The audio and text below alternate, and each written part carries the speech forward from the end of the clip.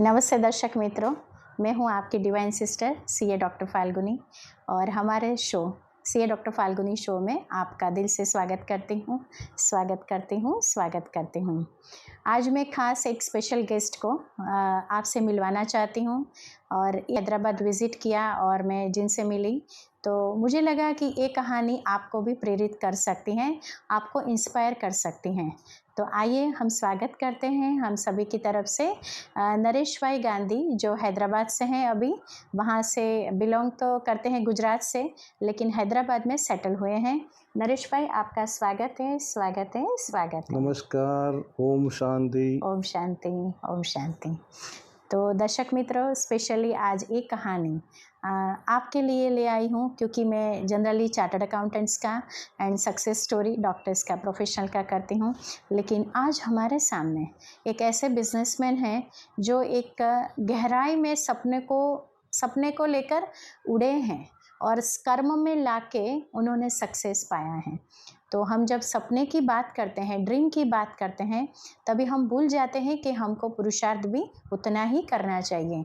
तो चलिए, हमारे गुजरात से और बहुत छोटे से टाउन हलवद से वो बिलोंग करते हैं, तो उन्हीं के मुख से हम सुनेंगे।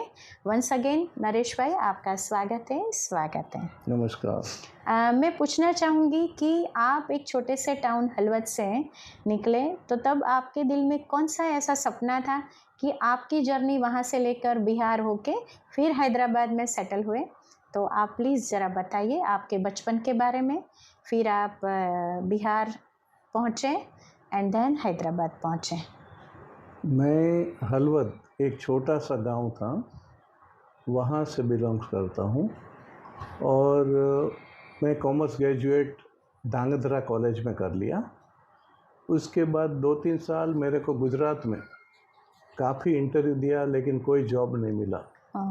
तो मेरे लिए पर्सनल खर्चे का बहुत मुश्किल हो गया। तो पापा लोग से पैसा मांगने में मैं बड़ा हो गया, मेरे को बहुत शर्मिंदा हो रहा था। तो मैं बिहार गया, वहाँ हमारे बड़े भाई और चाचा थे। सीधा पहुँच गया बिहार एंड 1 डे रेस्ट करके वो लोग की एक बड़ी कंपनी है, ग्रुप कंपनी, उसमें मेरे को एक चेयर में बैठा दिया गया। जब मेरे को कुछ भी नहीं आता था, तो जैसा हमारे बॉस मेन अकाउंटेंट बोलते थे ऐसा मैं सीखा और बहुत सिंसियर काम करता था। 10:30 मॉर्निंग में ऑफिस आवर्स को मैं 10 o'clock पहुँच जाता था और जो भी फर्स्ट डे काम बताता वो मैं स्टार्ट कर देता था। तो हमारे सेठ साहब बहुत, श्री जसवंत वोरा जी, बहुत इम्प्रेस हुए और वेरी शॉर्ट पीरियड में मेरे को वहाँ से हैदराबाद भेज दिया गया एज ए कैशियर। तो मैं हैदराबाद जाके अपना कैरियर शुरू किया। मतलब आप कॉलेज में थे तब से आपको एक वैल्यू था, एक वैल्यू सिस्टम में आप जुड़े हुए थे कि पिताजी, मैंने सुना है पिताजी टीचिंग का काम करते थे। यस। तो और आप 6 भाई बहन हैं? हम लोग 3 भाई 3 बहन थे। हाँ। उसमें 5th नंबर मेरा था सबसे।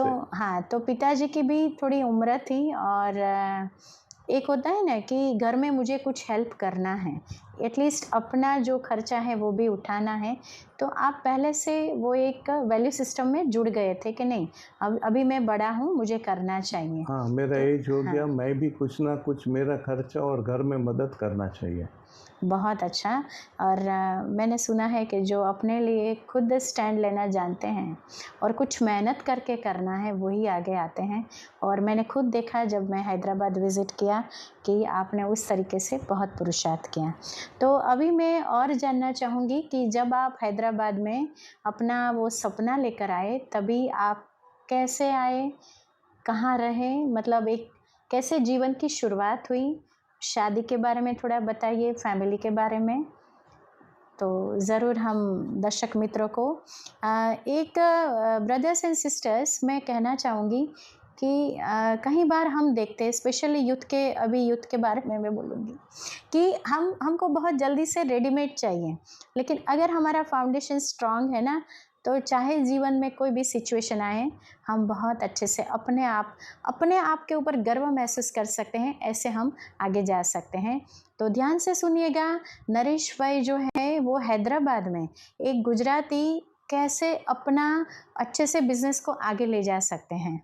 तो वंस अगेन नरेश जी, आप बताइए कि कैसे आपने हैदराबाद में अपना जीवन सेटल किया। मैं 4 जून 1980 में सुबह 4 बजे हैदराबाद में उतरा ओह, और एक छोटा सा पेटी, जिसको गुजराती में बोलता है कि दोरी लोटो लेने गयो, तो ऐसा मैं वहाँ पहुँचा। हाँ हाँ, और पहुँचते ही वहाँ गुजराती समाज में एक लेटर लेके गया था, रिकमेंडेशन। तो 8 दिन वहाँ रहा हैदराबाद में। और वहाँ से 25 किलोमीटर दूर भेल बोल के है, भारत हैवी इलेक्ट्रिकल, उसके एंसिलरी में हमारी फैक्ट्री थी। ओह, तो वहाँ अप एंड डाउन बस में करता था।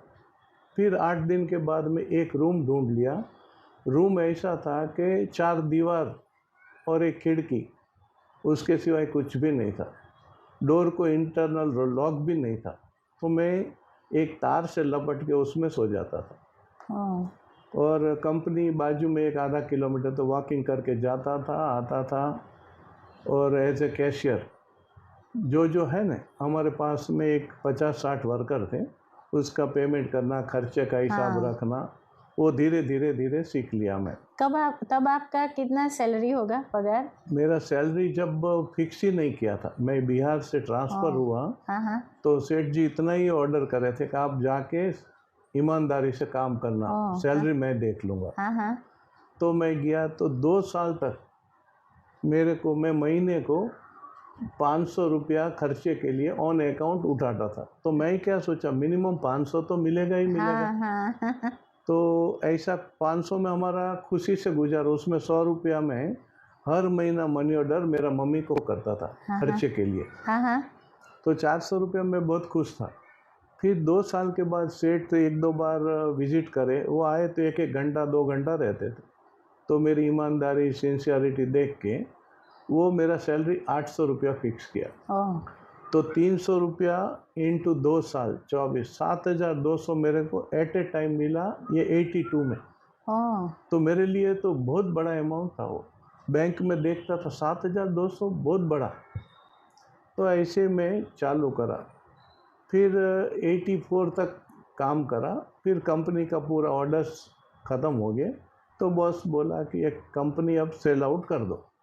बड़ी कंपनी थी, 2000 यार्ड के 2 सेट थे बड़े। फिर मैं ही ग्राहक ढूंढ के, मैं खुद जाके सेठ जी को मिला के, दोनों से, उसका जीपी होल्डर वो उम्र में मैं था, हमारे बॉस मेरे को जीपी होल्डर बना दिया। हाँ तो हाँ, मेरे को बहुत अंदर से, पैसा नहीं था ज़्यादा, हाँ हाँ, लेकिन खुशी कि मेरे हाथ में इतना पावर है, बहुत खुश होता था। मतलब गेट पास होल्डर। फिर मैं क्या करा, वहाँ से ये सेल आउट, तो बॉस मेरे को रायपुर में बुला लिया कि अब गांधी भी तुम्हारा तनख्वाह है 2500 रुपया, एक क्लब की मेंबरशिप, एक बुलेट मोटरसाइकिल। तो मैं 2 दिन सेठ के साथ रहा रायपुर में। फिर मैं बोला कि मेरे को एक मौका दो, मेरे को थोड़ा अपना काम करने का इच्छा है, तो मैं हैदराबाद में रहूँगा, अगर फेल हो गया तो आपके पास में वापस आ जाता हूँ। तो बोला ठीक है। फिर मैं हैदराबाद जाके एक छोटा सा फैब्रिकेशन यूनिट एक फ्रेंड के पार्टनरशिप में शुरू करा। अच्छा, और जब मेरे पास में कितना था, एक 10-12 हज़ार रुपया था, उसमें एक छोटा सा वेल्डिंग मशीन, एक छोटा इक्विपमेंट लेके स्टार्ट करा। 3 साल तक मैं बहुत काम नहीं मालूम था।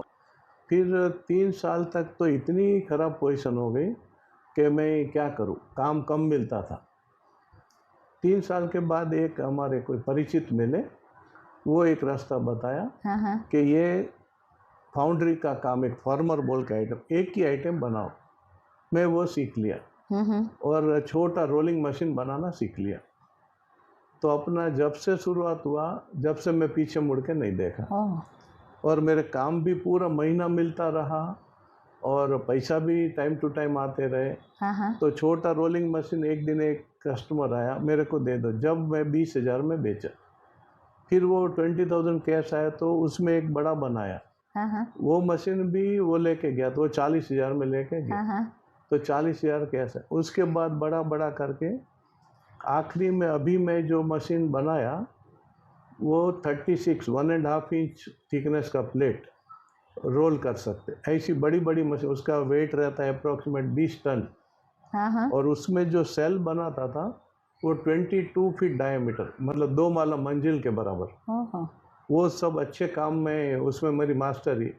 और हैदराबाद में किसको भी पूछेंगे ना कि मशीन कहाँ है, तो भाई गांधी भाई है, शिल्पा रोलिंग वर्क्स मेरी कंपनी का नाम है, हाँ हाँ। सीधा उधर चल जाओ। मैं अच्छे अच्छे को बना के दिया। इवन नाइजीरिया भी मैं एक्सपोर्ट करा और वहाँ 2 बार जाके आया हाँ हाँ। और पूरे ब्रेन करके वापस आया। अरे वाह, बहुत अच्छा। मतलब आप एक कॉमर्स स्टूडेंट थे और आपने बहुत अच्छे से एक मैकेनिकल लाइन में, इंजीनियरिंग लाइन में आगे आप गए। तो ये तो बहुत बड़ी उपलब्धि है। आज भी मैं मतलब ये सोचती हूँ तो ये कैसे करें, उसमें बहुत हार्ड वर्क लगता है क्योंकि वो सीखना पड़ता है। बहुत मेहनत। हाँ, सुबह बहुत में से मेहनत। निकले तो रात तक काम काम काम, 12-14 घंटा उसमें ही माइंड रहता। बिल्कुल।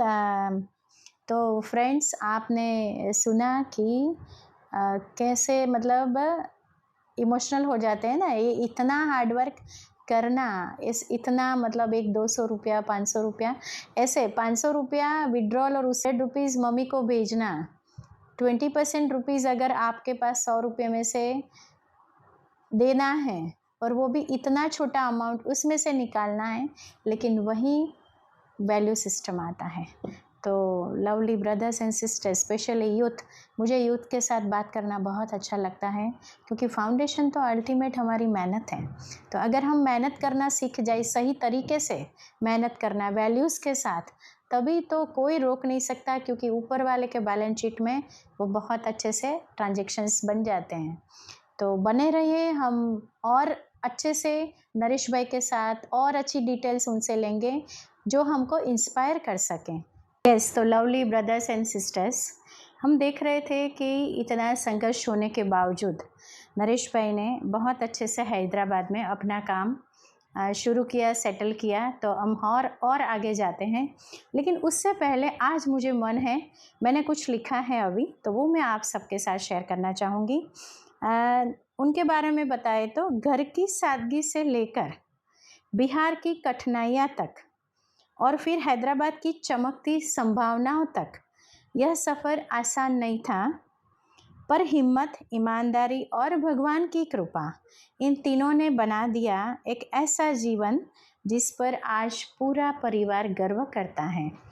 तो फिर से हम उनसे बात करते हैं और यही इंस्पिरेशन हमको और आगे ले जाएगा।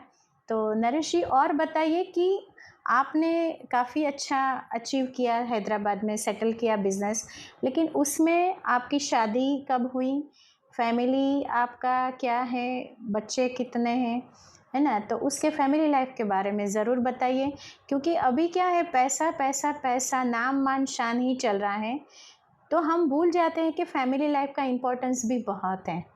तो आपने बहुत अच्छे से अपनी फैमिली लाइफ का भी इम्पोर्टेंस अपने लाइफ में रखा है, तो ज़रूर शेयर करें। मेरा मैरिज जो है 1984 में हुआ और 85 में फर्स्ट बॉय बॉर्न हुआ, उसका नाम है आकाश। ओके। और 91 में दूसरा बेटा आया, उसका नाम है बादल। और दोनों को मैं पब्लिक स्कूल में पढ़ाया। शादी हुई, सॉरी बीच में ज़रा बोलती हूँ, शादी हुई तभी आप भाड़े मतलब रेंट पर रहते थे? Yes, okay. मैं एक रूम किचन, हाँ हाँ। छोटा सा घर में रहता था। हाँ हाँ। लेकिन हम दोनों उतना ही घर में बहुत खुश थे, हाँ हाँ। बहुत हैप्पी लाइफ जीते थे। हाँ हाँ। ओके। और फिर बच्चों को अच्छे से स्कूल में लगाया? हाँ, बच्चे को भारतीय विद्यावन पब्लिक स्कूल है, हाँ हाँ। उसमें एडमिट करवाया और दोनों अच्छे पढ़े। और दोनों अभी जो है ना, they are very successful. Very good. और दोनों सॉफ्टवेयर इंजीनियर हैं, दोनों अच्छी जॉब कर रहे हैं। बहुत और बढ़िया। मेरा बिजनेस में उसको ज़्यादा इंटरेस्ट नहीं था क्योंकि वो लोग एडवांस थे। तो बोले कि पापा, तो मैं बोला ओके। तो मैं मेरा फ्रेंड को बिजनेस चलाने के लिए दे दिया। ओके, बहुत अच्छा। तो आप अभी थोड़ा रिटायरमेंट, मतलब बहुत अच्छे से लोगों को उपयोग में आ रहे हैं, अच्छे से सेवा कर रहे हैं। जो भी आदमी का कुछ काम पड़ा, मेरा टेक्निकल नो हाउ या तो सोशल, तो मेरे को फ़ोन करके बोलते हैं गांधी भाई ये प्रॉब्लम है, ये सजेशन है, तो मैं निस्वार्थ वो लोग को सजेस्ट करता हूँ, वो लोग को काम सिखा देता हूँ और मेरा सजेशन देता हूँ। तो हुआ ना। हाँ हाँ, यस, इन्वेस्टमेंट। इन्वेस्टमेंट लेकिन हुआ। वो पूरा ग्रो होके यस, यस। ऊपर वाला क्या करा, मेरी लाइफ अभी मैं 71 का हूँ, लेकिन मानता हूँ तो मैं तो 50 का ही हूँ। यस, और यस। उतना एक्टिव से पूरा इंडिया घूमता हूँ, बहुत एंजॉय करता हूँ लाइफ। बहुत तो अच्छा। वो भगवान मेरा जो इन्वेस्टमेंट करा ना, उसका फल दिया। बिल्कुल। और मुझे भी वही प्रेरणा हुई फ्रेंड्स की, जब मैं हैदराबाद मेरी बिटिया को पहली बार मैं अकेली कहीं जाने का मतलब एक डिसीज़न बनाया, और तभी नरेश जी ने भी बहुत हेल्प किया। और तब जाके जब मैंने उनके जीवन को देखा, तब मुझे लगा कि मैं आपके समक्ष भी लेके आऊँ, क्योंकि कहीं छोटी-छोटी कहानियाँ कहीं न कहीं कुछ कोने में पड़ी हुई हैं। हम रेडी प्रोडक्ट्स देखते हैं, लेकिन जो फाउंडेशन पूरा होता है वो हमने कभी ज़्यादा सोचा नहीं। तो हैदराबाद जब मैंने बेटी को वहाँ कुछ ट्रेनिंग के लिए भेजा और वो अकेली जा रही थी, पहली बार मैंने अपने से अलग मतलब अकेला उसको भेजा, तो एक मन में हलचल होती हैं। तब जाके नरेश जी ने भी बहुत सपोर्ट किया। और आज जब मैंने वो देखा एक बिजनेसमैन किस तरीके से अपनी लाइफ को बहुत अच्छे से इन्वेस्ट कर रहे हैं, क्योंकि अपनी लाइफ का जो समय होता है ना, जब लाइफ का समय हम सफल करते हैं, तभी तो हमारे जीवन का मूल्य। Thank thank you. यू।